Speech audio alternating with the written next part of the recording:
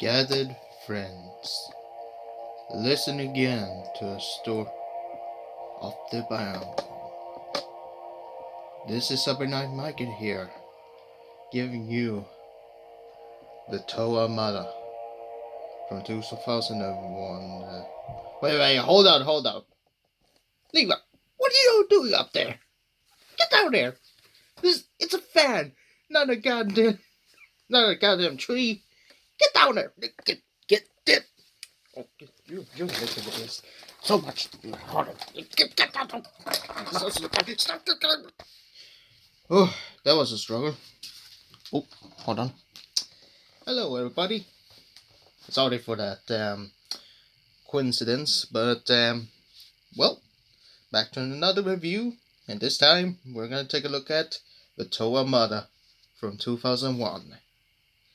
And if you're new here and wondering what the hell is Bionicle, well, Bionicle is a Lego theme, which is well, spoiler alert, is one of my favorite themes ever.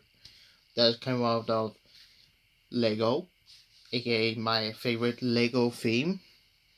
You know, before the Lego Chima or Lego Ninjago or any other sort of Lego themes you got nowadays. Bionicle was kind of a, well, probably the first theme, not counting Star Wars, because that was the first Star Wars theme that was introduced in Lego was in 1999, but was most licensed by Lucasfilm and was mostly going to the money for them than Lego. So Bionicle was literally one of the Lego themes that's literally the first one with a proper story.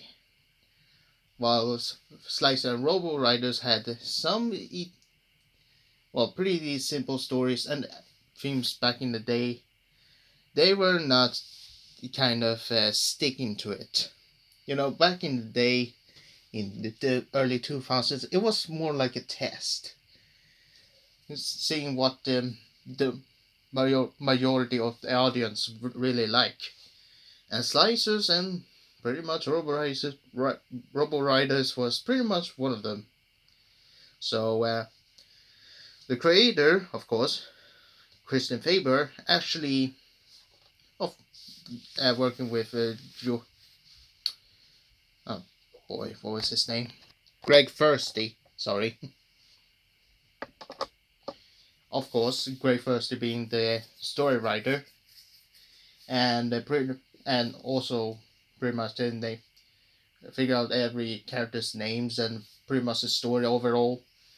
And the Bionicle is most likely, well, inspired by pretty much a Maori culture, you know, with the names and the lore and mythology and such, and more kind of the mythical aspect. But Bionicle is more than just a regular theme. Which also is a shortage of Bionic Chronicles. Biological Chronicles, and not Bionic Lego, like I thought. But let's not rant it. But in short, this Bionicle is literally having 6 tours, or depending what kind of wave you're going or season. There were 6 tours, with each of them having elemental powers, kind of like, which was before with 4, kind of like Avatar, but now making 6, included with the ice and rock. For starters, we have the leader, of course, being the green Toa, which is named Toa Tau from set number 8534. And then we have also the only female character, being Gali, which is the set number 8533, which is the Toa of Water, and pretty much every Matoran, which is the people, you know, the citizens. Every Galmatorans are literally females. And I'm not talking about Telrix, but that he's a Glatorian, so that he doesn't count. And so does a Belrix, which is an Angori. different species. Then we have also the rocky character, being the Toa Stone, Pohatu, who is the set number 8531. We have Onua, the Toa's Earth, being literally the set number 8532. And then we got Leva, who is literally pretty much the Toa of Air, and not the Toa Jungle, which actually was began in 2009 with the Gladiatorium, and pretty much also with 2015 with the Master of Jungle Leva. But before that, he was Toa of Air, and he was the set number 8535. And then we have the Toa of Ice, Kopaka, who is set number 8536. And yeah, that's pretty much all the Toa Mata. Thank you so much. No, I'm just kidding. Now, basically, every set includes everyone has their own specific mask, which are called Cannoli Masks. And one of them, which is pretty common and pretty much popular, is the How, which is the Cannoli Mask of Shield. Then we have, of course, the Cannoli Mirror, Cannoli Gakama. Then we have the Cannoli Pakari. Then we have the Cannoli Cacao. And now we have the Cannoli Akaku. So basically, this one is shield, this one is, levitation, this mask is speed, this mask is mostly breathing out of water, but also, I pretty much forgot, but I know that this mask is basically the mask of X-ray. And let's see, what did I forget about the newest powers? Oh boy, so many Bionicle fans is gonna roast me in the comments, aren't they? But that's aside the point. Let's talk about the overall designs and quality, and pretty much if they are actually recommended or actually kind of worth, and my opinion of them, which I'm gonna start off with Tahu. And of course, every Skolden pretty much, designs is pretty neat and pretty much artistic.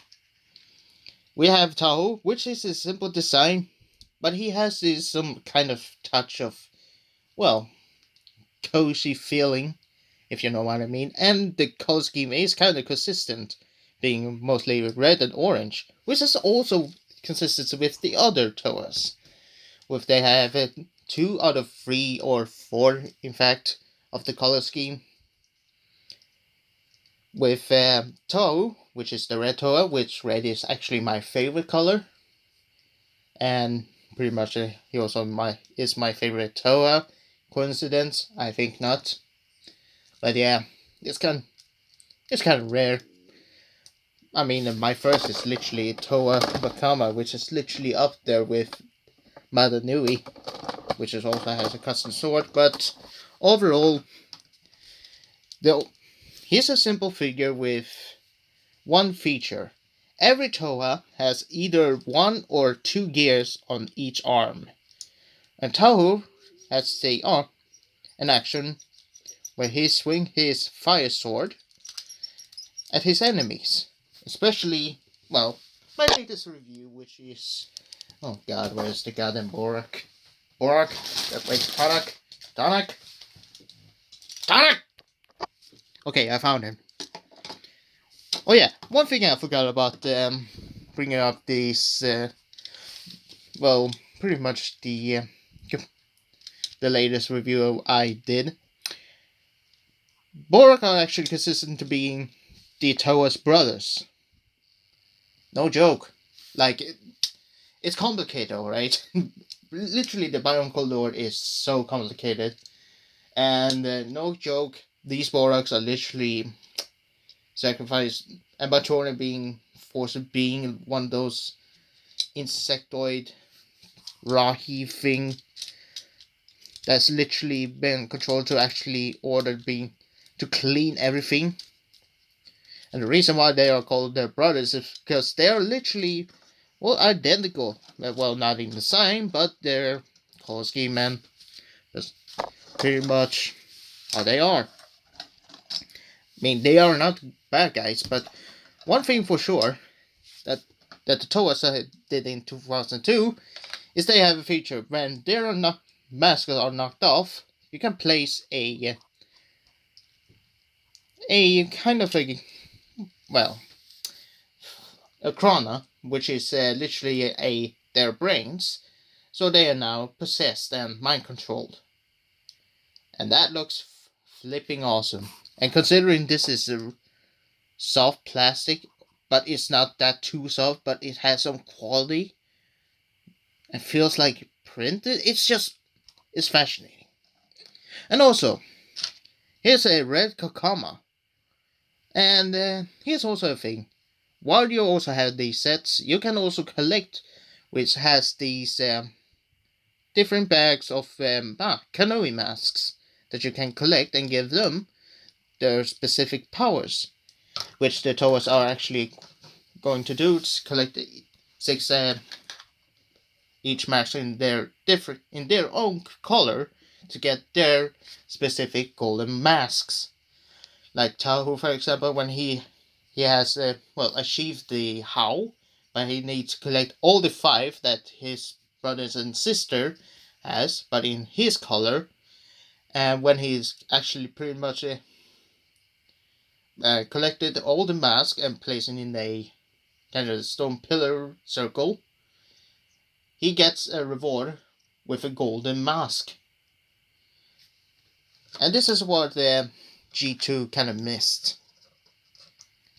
If you don't know about G2, go to the TTV show. They explained it a lot better than me. But that's pretty much how simple, but kind of my favorite character, being just hot-headed, but also learning his problems and such, and being like a leader, having trouble the first time, but getting used to it till later on. So yeah, that's pretty nice. Then we have Golly, pretty much my second favorite, because, well, Blue is kind of my second favorite, but Purple is kind of also in the middle. It's kind of difficult to choose, but Gully, being the only female, her characteristic is being humorous, but also wise and smart, and pretty much comforting her brothers with this, to actually comfort them with hard decisions and situation. If you look actually, let me just set off the scene. If you actually look on the fan short film, these short films that is on YouTube right now, you will get her character, but it's by your own choice. Literally, she's an example of having the only mask that is literally translucent, actually transparent, if you might add, which you can see her visor, and she kind of looks, well, pretty cool. And she is the only Toa with, well, actually one of 2 having 2 gears, which is awesome. And yeah, these hooks are not her hands. She's just holding these hooks, so you can literally replace them and then put them right here by choice. Why can't you guys have stories like her? Goddamn bastard. But anyway, that's enough of her. Let's just go on with Leva. Alright. What about Leva? Well, as the situation like this. Oh yeah, I forgot about Gully. She and Onua had the situation where their legs, instead of being like copied, hers is like having a more added bonus hand, or technique piece, on her chest to be more feminine. And her legs, by any means, has been switched. So instead of have these parts facing downwards, her leg, these pieces now facing upward upon her hips, which is kind of a little bit smaller of Lego in that part. So without looking too much clonish, it's actually quite, well, I mean, sure it is clone, but they're not too clonish like, let's say, 2005 or 2004, but they are kind of, well, 2004 is an exception, being more built with, well, form and function. Well, these are just, well, first Bionicle sets ever. So yeah. Oh yeah. Have I ever told you how creepy Levi looks? And considering he has an axe, creepy. And here's also one nitpick about Levi. Well, this is actually kind of a feature where he can literally hang something, which is good on all, but this leaves an issue. Every time you swing at him, or actually put his arm down, he cannot move his arm to make stop motion, so you had to, well, take apart this piece, and yeah, it's pretty much annoying, if I'm gonna say. It's just an annoying piece that's just unnecessary. Anyways, let's take a little bit cool. See what I did there? Cool. Alright, I'll shut up. And take a look at Kopaka, which is literally the opposite of Tahu.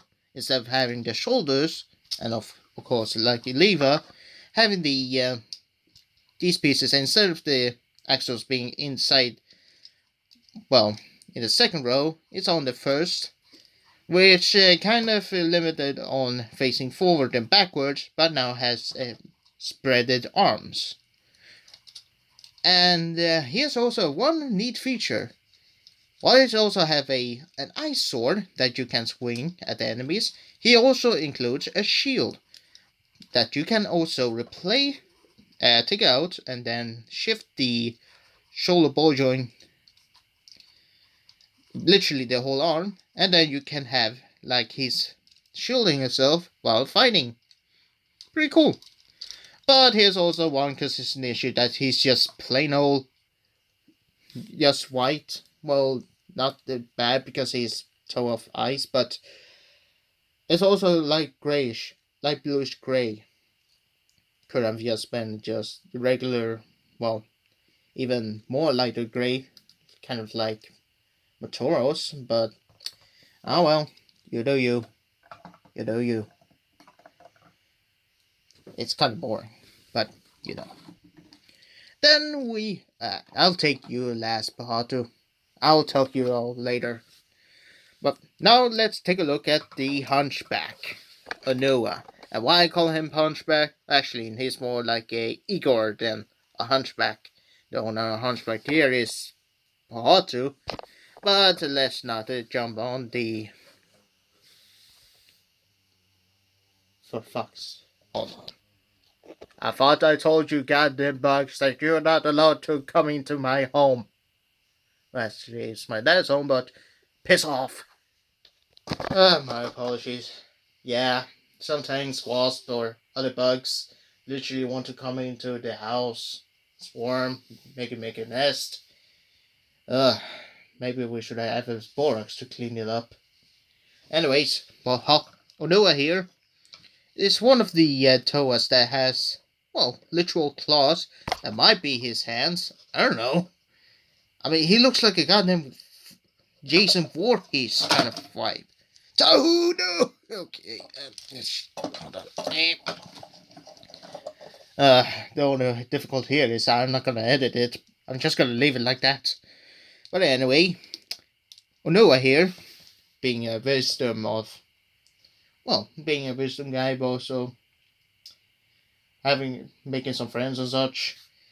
And Levi is just literally a childish and, well, Kopaka is literally a lone wolf and kind of arrogant and kind of a bit of dick. but he's a cool guy. As such, these two kind of fight each other, but they kind of get along, even though they are not completely 100% friends. They're getting along. And over here, being a Toa of Earth, it's literally, well, an Earth dig, digging holes on the ground, but also taking out the enemies pretty much with his Cannoli powers. That is fine. And being one of the Toas that has 2 gears, you can make the claw action even more fun. I just knock up. Oh god, the hook. The claw is gone. No. Oh, wait, here it is. Okay. One thing also that I need to point out, while the designs are really fine and actually not too shabby, well, over time these pieces can get, well, age, and yeah. And one thing, I actually bought this on Bricklink separate, so you know how long it took me to collect all the pieces to come to build them. I didn't want to spend too much on the actual set. I wanted to add pieces as well. It's kind of complicated. Just don't judge. And now we come to the last Toa. The Toa. Ah, my tongue will work. But let's give in the last Toa that we're gonna review. That we're gonna, well, kind of discuss, is Bahatu. Which is the only Toa that has, well, actual, kind of one of these slicer hands that actually came out of before my uncle, and actually appeared in slices first. These are literally their hands. And Bahatu, having not only both hands, but also 2 ball sockets, literally balls, on top of his soldiers, but also literally like Golly having pegs resting on his leg. Why? Well, here's the thing. They can combine to something that is called a Toa Kaida. What's a Toa Kaida, you may ask? Go watch it. Go watch the TTV show, and they will explain it. They actually did some combining videos about every combining sets released in each year. I might review it sometime, but right now I have something else to discuss. But Bahatu, well, he's a pretty fine fella, and actually is a quite making a good friend with Tahu. I mean, he said this.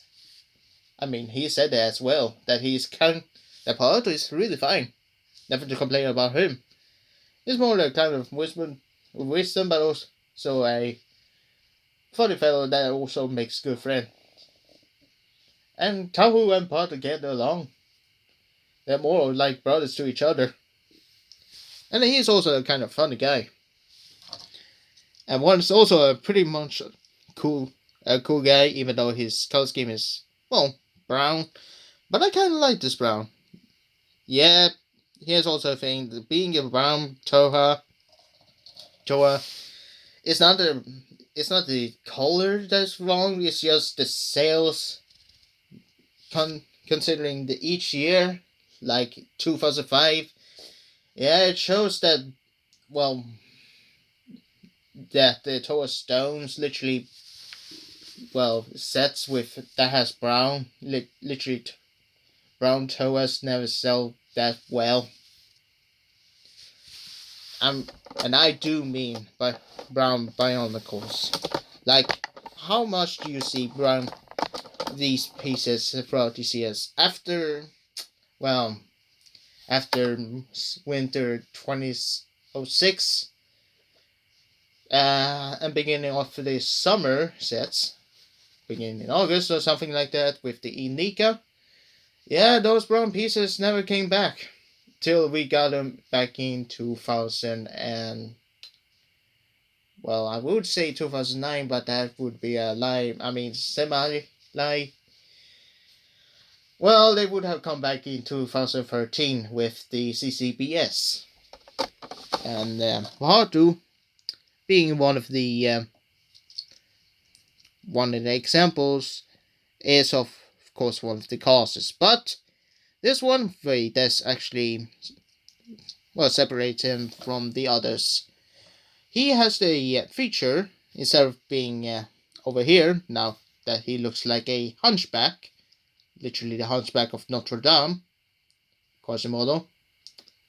Am I the only one that sees this? Yeah, I see this well. He has big ass boats. What? And he also includes a rock piece. And what you gonna do? Observe. He can kick it. Wait. I got something a little bit better. Oh, wait, hold on. Screw it. You okay, old Noah? And just like Tahu, I kind of only got one of the two.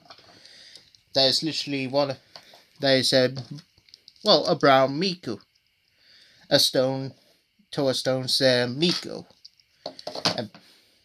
which is of course the levitation, and also with him having the Kakama, he is fast. Like literally, he will go fast. When you see, or literally when you blink, he will literally disappear once you blink. That's how fast he is. And he can come, like, he's like a Flash, but being more earthy tone.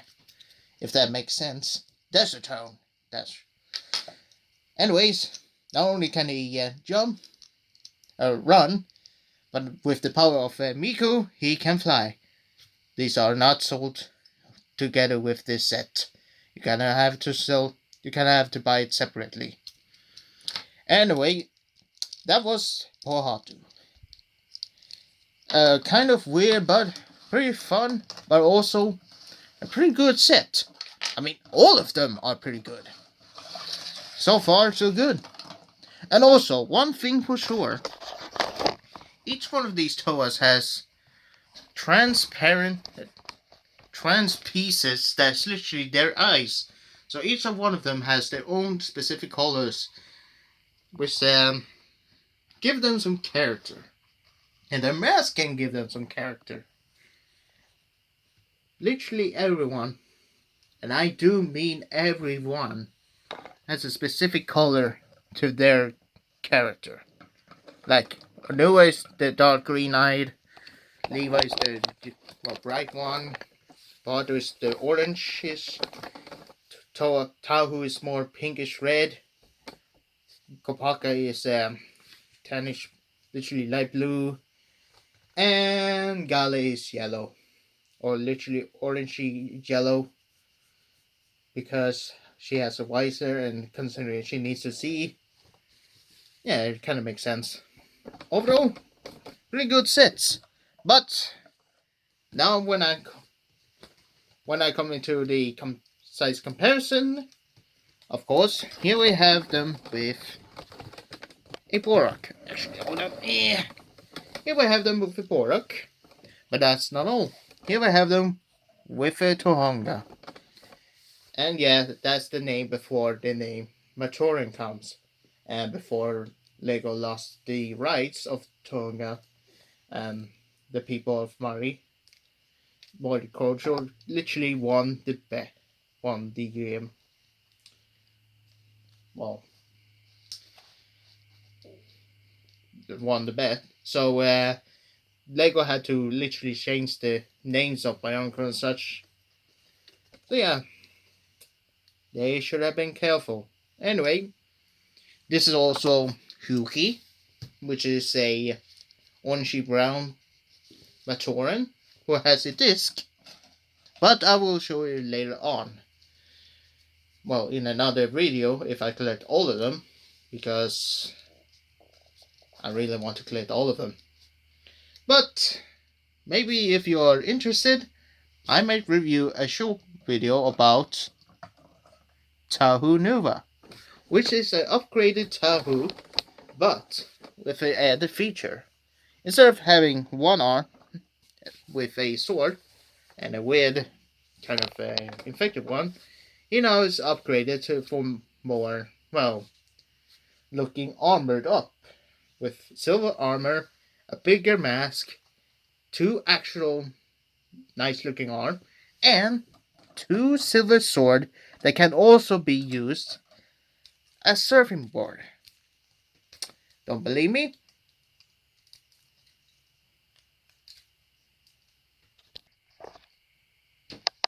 Have I blown your mind yet?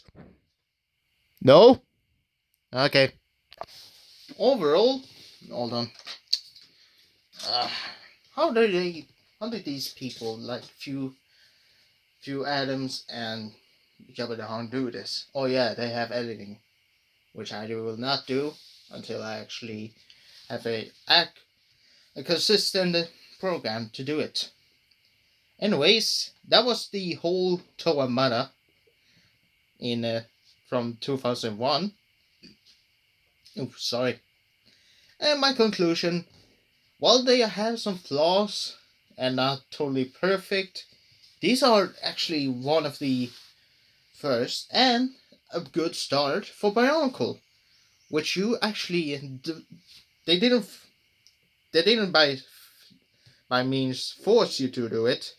They want to let you choose if they want you to do to follow if you want to follow them in their adventure, which is also a good marketing.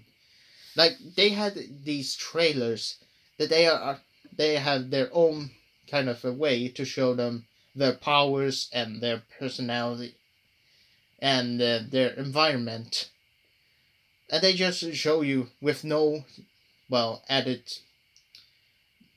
a dub actor or literally anything else in the beginning. It's just silence, their animation, and literally how they were acting. So by any means, Byron Code like overall commercials are literally godsend and are possibly the best one we got.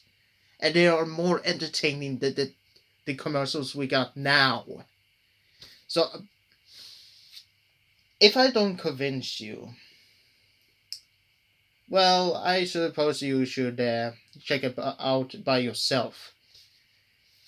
It's really easy to find on YouTube, so you will not have any problems to actually look it up. And being the actual first, I would actually recommend it for having the price point being actually, affordable. That's how good they were back in the day. You could literally get them really fast back in the day if you actually have the catch you actually have. They were before literally $7, which today's standards, little. But back in the day also was a little bit much, but they were literally an affordable price. Much affordable than Transformers, which literally were literal pricey, robots that's no waste wheel back in the day, or actually could pretty much break, and also way too pricey for kids and such. But that's what I also say to these guys. I mean, they also break, but they are also Legos. Only chance force. Well, not only by survival, but they made their own thing. They actually, was one of the themes that actually was successful. And without them, we wouldn't have Ninjago or the Lego movie or Lego Batman movie for the heck. So I do not. What I'm saying is I do not like the theme because it's overall saving. Just because it's cool, or maybe it's because that it's saving the whole Lego community.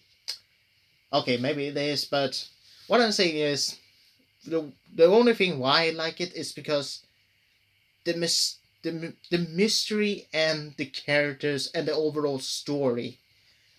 It's sort of feel of quality and sort of an environment that you just enter a new place and you want to solve it by your own means. I'm just gonna let you. If you want to know more about my uncle, well, follow the other guys like the TTV show or Shadow 101 or heck, Nick the Planet Ripple, who actually does some really good quality Lego Rewind videos. That he explains it, well, in our video, his opinion about Lego and overall characters. And these are my opinion. 6 Toas. I'm just gonna let him do that. I'm just gonna put on the fan and just let him be shredded if I got them fan later on. Or just get him blown away. Oh wait, does that sound wrong? I don't care. Well, these are the 6 characters. 5 being males and one of them is a female. But they are sort of like a family. They are different, but they support each other no matter what. Even if some of them are a little bit hot-headed, arrogant, or kind of a lone wolf, bitchy. They all have their own they have their own mission. Their unity being actually cooperate with each other. Their duty is like to actually protect the Matoran and saving everyone, and their destiny to achieve their goals at being Toas and for saving everything. To give their people a future against the Makuta, which later on become in 2008 being their actual species like these ones, but we didn't know back in the day. Back in the day in 2001, we only knew Makuta, aka Pterodax, as Makuta, because he was a threatening villain like a boogeyman, and these Toas had a task to actually stop him and actually trying to wake up Maranui, which also appeared in, which also successfully did, but also made him die in the Cannoli Masks of Light, which I would recommend you to check it out. Then maybe others that you also can find on YouTube, or just buy the DVDs. It's by your own choice, is what I mean. If you don't like it or do like it, then I won't blame you. I'm just saying, if you're curious, just go ahead and watch first. If you do want to, go ahead. If you do not, well, that's fine for me. It's not for everyone, but it's just kind of a theme that literally brought us some nostalgia. Something like Transformers. But except for them being robots, they're more likely. Well, they are kind of robots, but they are more biological beings with souls. And yeah, this is all I had for this review. 6 tours with 1 destiny. This is CyberKnight-Miky here. Speaking out, thank you everyone so much for watching, and I hope you all have actually brought some popcorn, which I should have told you before, but yeah, I know you're gonna skip. I know that you're gonna skip this video, aren't you? Cheeky bastard. No, I'm not gonna. Oh boy, I should have said that this video is not for kids, and it's actually making content for 13-year-olds or older, and even older. Like newer friends says, literally older than 13. So, if you want more content like this and less stopping the recording and maybe shorter, tell me down in the comments